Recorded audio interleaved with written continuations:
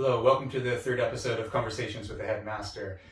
In preparation for next week's International Women's Day on Tuesday, March the 8th, with the theme of Break the Bias, I thought of, the first person I thought of to invite this week to have a discussion with me would be Libby Nicholas, from Managing Director of Duke's Education. Perfect for the theme of International Women's Day. Libby, welcome. Thank you very much. Today I've got a few questions I want to ask you.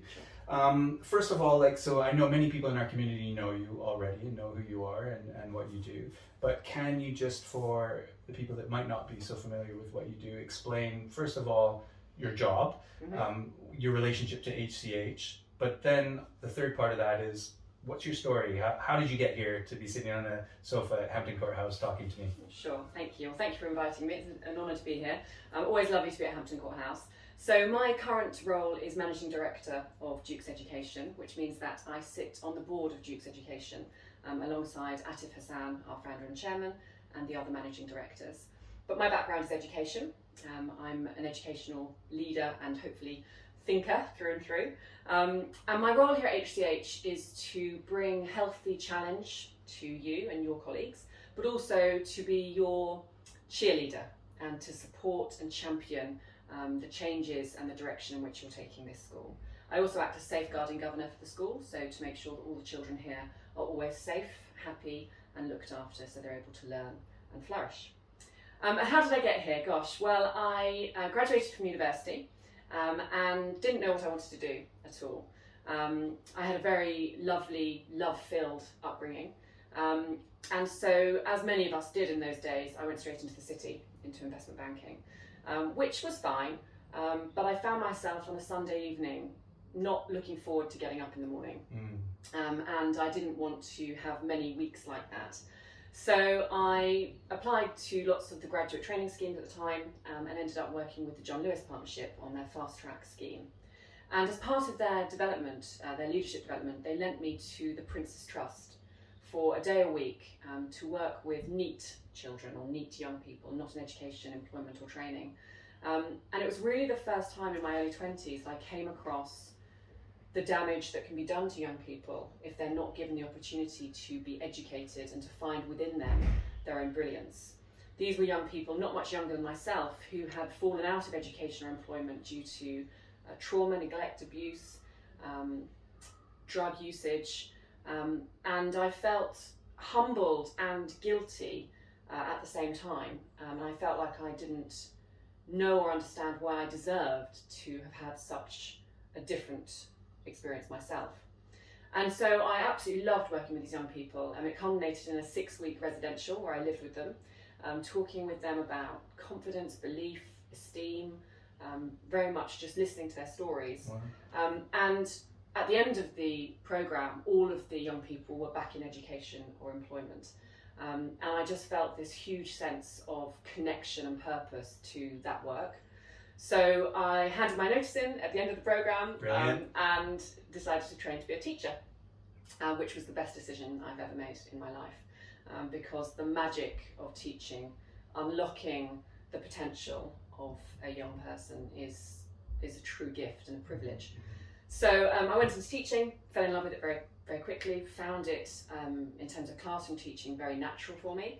And I wanted to learn as much as I could, so very quickly I kind of rose up the ranks to assistant head, deputy head, and then in my mid-20s was appointed head of South Hampstead High. Yeah, it was a great opportunity, and I was also terrified. The school was going through transition. We were building a whole new building from scratch, so the whole school was decanted into prefab buildings, and it was the first time I found myself literally under a spotlight in a time of great change and churn, and having the responsibility to hold that. And I loved the South Hampstead community. The girls there are amazing. It's 2 to 18 all through school, so that was my first experience of all through schooling. But it really did stretch me and push me into situations where I was terrified, but where I always knew that the outcome would be fine, as long as I used other people's voices, other people's expertise, and try to have as much empathy as possible with everyone's experiences. And I learned a huge amount in my first role as head. After that, I became Director of Education for the Girls' Day School Trust, a group of 26 schools, and that was working across the schools with the heads to really accelerate innovation, accelerate learning across and between the schools, and I absolutely loved that role, learned a huge amount. So I was with the Girls' Day School Trust for many years. I myself am a Girls' Day School Trust alumna, so felt a huge affinity with the organisation. But I then found myself wanting to do something completely different and completely difficult. So I took a role as Director of Education for a multi-academy trust, which at that point was in special measures, a very difficult, fast-growing group of schools. And I took on the whole of the South East, which was 20 schools from Surrey down to Gloucester, down to Devon, the Isle of Wight, schools Wow. which had been in special measures for many years, in some cases many generations. And that was my first real understanding of the difficulties that the system faces in terms of schools in deprived and disadvantaged areas. So worked really hard with the heads, tried to engender belief in the communities which had been let down, and managed to get all of the schools out of special measures to good or better. And as a result of that, I was then asked by the DFE to set up a new multi-academy trust from scratch to bring schools into the organisation which local authorities felt they could no longer lead. And so I set up an organisation called Australia Academy Trust, which grew from 0 to 28 schools, primary and secondary, in areas of the country called the opportunity areas, which are areas which needed the most focus. So Doncaster, Barnsley, Sheffield, Rotherham, and the Fens in Cambridgeshire.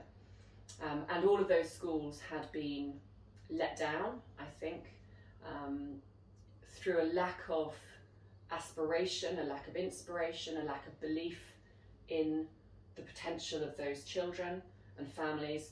And my job really as Chief Executive of Australia was to bring together the very best people I could across the United Kingdom. So I genuinely had people travelling to these schools from across the UK, leaders in inclusion, leaders in SEMH, leaders in education, leaders in subjects, and to build a team to focus human collaboration and human endeavour on the schools in the country which needed us the most. All the schools came to us in special measures apart from a few, and at the end of my tenure as Chief Executive, all of the schools apart from one were out of special measures. Wow. And many of them got from measures to good or better. And that was a huge privilege building Australia, and Australia continues to go from strength to strength. But it was tough work. It was very difficult work on a human scale, in terms of seeing the barriers that some families are up against, that some areas of the country are up against, and hopefully the recent Levelling Up white paper is doing some work to address that disparity. But as it says in the white paper, you know, talent is equally distributed and opportunity is not in this country. Yeah. And so I had to travel all around the country and do a lot of time away from home. So I knew that I could only really do that for 5 or 6 years. So during that time, I had met with Atif Hassan at a dinner. And I was speaking with him about his vision for a family of schools. At that point, it was only an idea, to bring together groups and family of school in the private sector to really focus on being the very best, to be a beacon of what education can and should look like for children. And I was very struck by his moral purpose, by the values of the organisation, and by the fact that this was a group of schools which was going to be led by educationalists for the good of children, rather than for, you know, private equity or anything else. So I was delighted to join Dukes in 2020 as Managing Director, which means that strategically I lead the organisation alongside the other MDs and the board. So obviously that's bringing my leadership skills in terms of organisational development, strategy, vision, KPIs, etc. But then from an operational point of view, I line manage the heads in what we call the Outer London region, which includes HCH. So I'm in schools every day. I speak to as many children as I can every day. I don't have an office with my name on it, I wouldn't want to. So I'm very much here to support and bring capacity to our schools and to work in partnership with our heads. It's brilliant. And can That's it. Sorry, it's a bit long. Yeah, no, that's good. And can I thank you on behalf of HCH and especially me personally, the support you've already given me and our school is amazing, and I'm glad that our community can hear that background that you come from and what you bring to the table, especially what you're saying about the values. behind everything that you do. It's just so important for me as well. I don't want to be an engine of privilege. I really want to ensure that we are achieving our goals of having an outstanding education, but that we're never losing sight of the important things that I think you hold dear. And I love your background. It's really inspirational. It's a real pleasure to know you, Libby. Next question, if I'm thinking about, it's kind of a desert island disc question, but what advice would you, thinking back, what advice would you give your 15-year-old self? Libby at 15. And is there anything you wish you'd known early in your life that you would, if we're specifically thinking about break the bias, I've got young women in my school. If you could come, and I'd love you to have an assembly with our children, which you will do at some point. What would you what advice would you give yourself, and then what advice would you give my young women going into this future that they're going into? It's a really good question, because one's own perceptions develop so much with experience that it's difficult to know if a 15-year-old would even listen or care to any advice I would give her. I don't think I would have done when I was 15. What were you like at 15? Can I ask you that? Yeah, of course. What would your mum say right now, what you were like at 15? I always knew my own mind. My real kind of expression for me was art, music and drama, unsurprisingly. My father is a musician and producer, so my house was always filled with music and drama and poetry and Shakespeare. For me, I did a lot of directing, and I think one could probably tell where I was going to go when I was directing the school play at the age of 13 rather than being a sixth former. I was questioning. I think that I knew that adults didn't just automatically gain my respect. I remember wanting to respect my teachers and knowing that that relationship, that respect both ways, was the most wonderful way to be taught. I didn't get on with the teachers who expected me to respect them because they were a teacher. So I think probably I was a bit difficult in that way. But I think I was, kind of caring and kind. I love children and animals and music and art, and a voracious reader. I remember the day I finished reading the library, and I was very worried. So I think that's where I was like, what advice would I give myself? Gosh. Yeah. The advice I give everybody, and I would certainly give myself then, is to know that fear is an illusion. It's a healthy illusion because it comes from our fight or flight response, but it's an illusion based on anticipation of something which doesn't exist. And so when you're making a decision, or when you're thinking about something, be very, very aware and mindful to not ever make a decision based on fear. And I'll give you a few examples. When I was a head teacher, right at the end of the academic year, one of my music teachers resigned. And I was panicking. Southampton High, very famous for music. And I put out an ad, and I got 2 or 3 candidates. And I knew in my heart that they weren't good enough. But my fear of not having a music teacher in September made me appoint somebody. Sure. And of course it was a mistake. Yeah. Because the school deserved more, the children deserved more, and actually it's more important to get brilliant teachers than it is whether you have a lag. Parents will understand that if you communicate. So that's just one small example. I've seen many families, and women in particular, stay in relationships because of fear. And actually I think that a decision based on fear is, by its own nature and definition, the wrong decision. So that would be the first piece of advice: no decisions based on fear. My second piece of advice, I think, would be that life is a marathon, not a sprint. Someone said that to me in my early 20s. I was very ambitious. I wasn't ambitious for status or income or anything like that. I was ambitious to do as much good as I could in this kind of short time that we have. And I think that made me hungry in a way that wasn't necessarily healthy. It came from a good place, but it meant that I was probably doing too much. I probably wasn't focusing on the right things in my life at the right time. Being away from my family and my friends because of my work, was a sacrifice. It's hard to know whether it's the right or wrong one, but I think it's important to know, especially in your 20s and 30s, when you start out in your career, that life and the arc of life is long. So focus on the right things at the right time so that you're in a better position to make the biggest impact when you can. Yeah. Especially for women, I think that I had my first daughter very, well, not very actually, but relatively young. And I pushed through that and went back to work full time. I'm not saying that's the right or wrong thing to do at all, but I had my first daughter when I was already in a leadership position. And what I would say is that, for women in particular, the timing of that decision, if one wants to have a family, and for men, is a really important one to think about. I then completed my family 14 years later. So there was a big gap where I had the time and the energy to focus on, doing work, and now I'm back in a place. So, kind of managing the arc of when you're going to really, really put your head down, when you're going to put your head up and just actually focus on the personal side of your life. Those two things don't have to be in conflict, but they do need to be thought about. Yeah, right. And I think that your choice of partner is a really important one as well. If both partners want to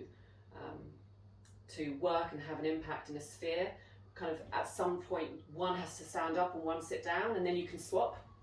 And I think that kind of partnership is a really important thing to think quite explicitly about. And the third piece of advice is a very practical one, which is always read the board papers and always know your policies. Because you'll be amazed how many people don't read board papers and how many people don't know policies. And actually, if you read the board papers in advance and you know your policies, then you're likely to know more than most people in the room. Interesting. So those three things probably. Super. Can you please come and talk to our children about this for boys and girls? Awesome. What changes, you've talked there about a lot of things that I would love to unpick, but we don't have too much time. But what changes have you seen in society over the last, say, 10, 15, 20 years for women, for gender roles, and specifically maybe in education? I think on a macro level, there's been a huge move, and I think this is probably the generation below us who have managed to do this in a really meaningful way, is that there is a huge move to accepting and understanding that there is not one type of normal, and there is not one type of what is acceptable. And if compare that to my grandfather, who was born in 1900, to my daughter, born in 2007, their view of the world and the ability to see through different lenses at different times is transformative. And I think that move is one which is seismic in the evolution of our society, to be honest. An overdue one, and one which we've still got a long way to go, but the way that she understands people and the way that there is a kindness in our approach to people, especially moving away from this view of seeing, minority as something which is a minority, when actually if you put all the minorities together, that's a majority. Everybody is different in every single way, and I think that move has been a huge seismic move for the good. On a micro level, in terms of women, as focusing on International Women's Day, there's been some good movement. We're now at 39% of FTSE 100 companies having representation by women on their board, and only 10 years ago that was 12%. So that's a big shift, quite rightly. It had to be done through government targets, but if you look at the CEO level, there are only 8 women CEOs on the FTSE 100. In fact, there are more men named John who are CEOs of the FTSE 100 companies than there are women. Wow. And that picture gets even worse if we're looking at being more diverse and inclusive in terms of LGBTQ+, and other groups. So I think there is still a long, long way to go in terms of representation. I think there's still a long way to go at management level as well. I think that women get to a certain level of leadership, and then there genuinely is a trade-off. If you are expected to have what I call presenteeism, if that culture of you stay in the office very, very long, you work very, very hard, you work yourself into the bone, if that's a culture which is valued, then women will make the trade-off. They will go, I would rather be at home with my children, I would rather be able to do homework with my children. And so leaders have a responsibility, and I'm definitely seeing it in Dukes, to move away from that sort of 1970s McKinsey-esque male-dominated culture to a culture where life, for men and women, is seen as something which is not dichotomous with one another, one's personal life should not be in conflict with the professional life. That's an old way of looking at the world. Yeah. You know, they have to be fluid, there has to be professional trust, autonomy. People have to be free to say, I'm going to my child's nativity play, I need to leave for this, and for the employer to trust that the job will still be done excellently. And so I think that move, I think actually interestingly the pandemic has accelerated that move because people have proved productivity whilst at home. And I hope that we don't revert back to typicality in terms of those norms and habits. You know, one thing I remember when I was a head, everyone said to me, well not everyone, but after about 6 months, someone said to me, you know that everyone looks to see when your car leaves. Really? And I was like, really? Why? And they said, because we don't want to leave the car park before the head. Sure. And so I made it my focus to leave at a time when I knew other people needed to get back home for their children. Sure. Because, you know, no one deserves to see their life or their work or their job as something which is dimming them. You know, it should be something which enables them to flourish, which enables them to, you know, go back into the home, you know, with purpose, with energy, with joy. And so that whole kind of counting down our days to retirement, I hope those days are gone or going. Me too. Especially within education, absolutely. where you've got such an impact on young children. Yeah. You should be jumping out of the bed thinking, amazing, I can't wait to teach today. Yeah, absolutely. And you know, I think there's probably some idealism in my view, but I think that, you know, we have seen now that hybrid models of working, that professional autonomy, that trust is the way to make sure there's a culture where people can be happy. And I think all organisations should be led with those human values at their heart. Brilliant. Well, I'm glad Duke's is Good. led that way. Let's talk about International Women's Day. Let's talk about formative women in your life. Who are your role models? Who inspired you? Who would you invite to a dinner party next Tuesday on International Women's Day if you could, anyone? Good question. So, personally, of course, my mother and my sisters. And, you know, we are a kind of female-dominated family, so I think that sense of having a place at the table and having a right to the conversation and having a right to the thinking has always been there in my family. So I'm hugely grateful for that. Very strong women in my family.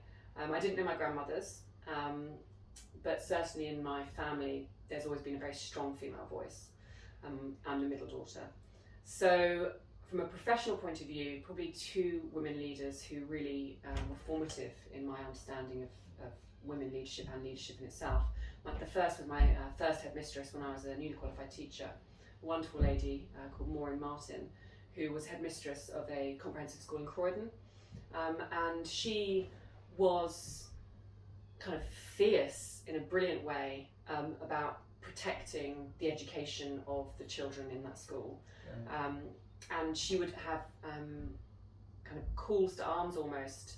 You know, when it would come up to Christmas holidays, she'd say, no videos, no films, learning. And, you know, she was absolutely focused and committed on every single child's achievement to be evidenced. And so that was my first real insight into a head who knew so much was going on, but in a way that wasn't controlling. And she also had a kind of unspoken cultural rule, which was, of course, have time to go to your family weddings, of course have time to go to your children's nativities, of course have time to do this, because if you have those things, you'll give back the school more. And so she had that real belief in, if you trust people, they will feel that trust, and they will therefore bring more of themselves to their role. And I remember being very grateful for that early on in my career. Does she know how grateful you are? I hope so. I hope so. We stayed in touch, and she recently retired, and I spoke to her at that point. She's a wonderful woman. That's good. And then probably the second most influential woman in my career has been Dame Helen Fraser, who was Chief Executive of the Girls' Day School Trust during my time there. She was the lady who very wisely said to me, Libby, it's a marathon, not a sprint. Slow down. And Dame Helen was very inspirational because her leadership was a quieter form of leadership. She was equally impactful and equally focused on the strategic vision of the Girls' Day School Trust, but she was very quiet and, you know, a different sort. She wasn't a hero leader. She was a thoughtful, empathetic and strong leader, and she was, you know, brilliantly good enough to act as my mentor during my time at the Girls' Day School Trust, and in fact enabled me to do my Masters in Business at the same time as working at the GDST. And again, to see a woman as chief executive, making difficult decisions for the good of the organisation, for the good of the school, was hugely inspirational. So Dame Helen would be up there. In terms of coming to a dinner party, Bess of Hardwick. Okay. Bess of Hardwick, definitely. She was a close friend of Queen Elizabeth I, and she was the first woman to own property. So before her final marriage, her fourth marriage, I think, she actually got the rights to the Chatsworth estate at a time when women weren't allowed to own property. So she became the second wealthiest woman in England, and by all accounts was a pretty strong person. So I think I'd like to meet Bess. Gosh, there's just too many people I think I'd love to invite. Fictional character, I'd like to invite Tess of the D'Urbervilles. That's my favourite novel. If you're going to ask me that one later, that's one. Tess of the D'Urbervilles, because again, that's such a tragic story of something so innocent and beautiful being ruined by people's judgment. And it's a real insight into how society can tear the best of us down if we're not careful. So I'd like to give her a nice supper. Cool. Okay, awesome. That sounds great. I'm shifting to that now. So, novels, music, film. Just a bit of a lighter question for you. What favorite film, favorite novel? Gosh. And what Novel, kind of Tess of music the do you like? D'Urbervilles, definitely. But then there's just so many. I mean, I read a lot. I'm a voracious reader, so I read quickly. And I try to read a balance of non-fiction and fiction, but I think I prefer fiction on the whole. Tess is just a beautiful novel. A bit geekly, I love John Milton's Paradise Lost. Okay. I love it because it brings together mythology and the Bible and humanity and the whole anti-hero of Satan. Is he a hero? Better to reign in hell than serve in heaven. That's something which resonates with me. So it makes you question your own judgments and your own beliefs in a way which is really, really clever. If the British Library was burning down, I'd keep John Milton's Paradise Lost because you've got everything in there. So probably those. In terms of music, I think this year I should say Vaughan Williams. It's his 150th birthday this year. English composer. It's probably a bit of an obvious answer, and for those musicians amongst us, I apologise. But I find his music very pure. The lark ascending. Whenever I hear the lark ascending, it kind of reminds me of the countryside and the fields and the kind of pastoral beauty of our country in a non-nationalistic way, in a way that's really kind of grateful for the beauty that we have, especially when you look outside here at Hampton Court House. It's just so inspiring, the nature around us. So I'd say probably Vaughan Williams. Maybe I'm just into him because there's so many celebrations going on. But okay, cool. And film, because I know our students are going to ask that. What does Libby want to watch? One of your favorite films? Oh, goodness me. Let me think. I'll come back to it at the end of the interview. Okay, cool. Let's talk about, you talked about the beauty of HCH. Obviously, Duke's acquired us last March. Yeah. What are your thoughts on HCH and where you mentioned already, and I've said how grateful I am that we are in partnership of making this an amazing, outstanding school, building on what's already the excellent qualities of HCH. What potential do you see for HCH? What are your thoughts? So, in education, there's always been a conflict between two modes or approaches to education.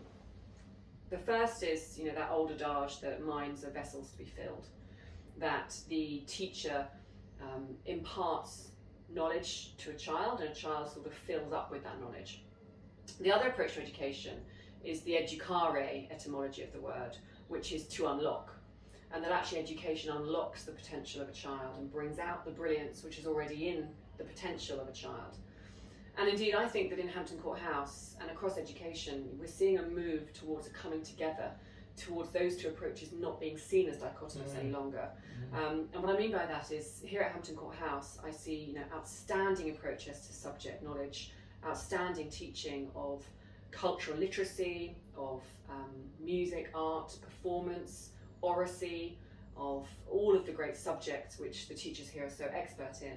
But I also see a real focus on knowing and seeing what a child themselves has in terms of potential, brilliance, interests, insights, and allowing the children here at Hampton Court House to have their voice. Not only their voice in the school, but their voice in terms of how they want to present themselves, whether it be through academia, whether it be through performance, whether it be through their social interactions. And when I talk to the children here, I mean, the best days I have at Hampton Court House are when I talk to the children, because they are just so eloquent, they are critical thinkers, they're cogent and compelling in the way that they think, and they challenge me, which I love. And so I think I see here at Hampton Court House the opportunity to bring those two elements of education together in a way which is very harmonious and holistic. I think that the lack of uniform, I think that the relationships between the teachers and the pupils here gives Hampton Court House a very unique spirit, and enables the children to have a real sense of what it means to be a pupil of Hampton Court House. And I think the teachers also feel that. So I think that culture, that ethos is really, really important and beautiful. And I think just on a practical level, there's a huge amount we can do to invest in the building, invest in the facilities, to widen the curriculum in terms of sport, extracurricular opportunities, to get back to not only where we were pre-pandemic, but to go beyond further than that as well. So the Duke's Board at the moment are looking at how we can not only acquire space, but also invest in the buildings here, invest in the facilities and resources. So, and of course, to continue to have the very, very best teachers that we have today. Super. So a very bright future, exciting times for HCH. Indeed, I agree. We're under your stewardship, of course, because Adrian, having you as our new headmaster is a huge joy for us. And when you did your inaugural speech, it was just inspirational. And it's not, there are some head teachers who run schools, and some head teachers who really think about what they want their school to be and to feel like and experience, and you're one of the latter, and that's a great privilege to work with you. So. Oh wow, I'm blushing Very now. excited. You won't see that I'm blushing, but thank you very much. Thank you so much for your time. Very welcome. Today. It's been an absolute pleasure having you here. I was going to say before that, maybe throwing me off now, but in terms of leadership, I've worked in education for a really long time. I've played professional sport for a long time, and I've been around a lot of leaders, and you are a fantastic leader, and so inspirational to so many different people, and I'm so grateful for everything that you're doing for us, as I said at the beginning. So thank you for joining us, for being such a positive role model, especially for all of our young women, and for joining me on the sofa today to talk about your story. Very welcome. So thank you. Thank you very much. Thank you. Thank you.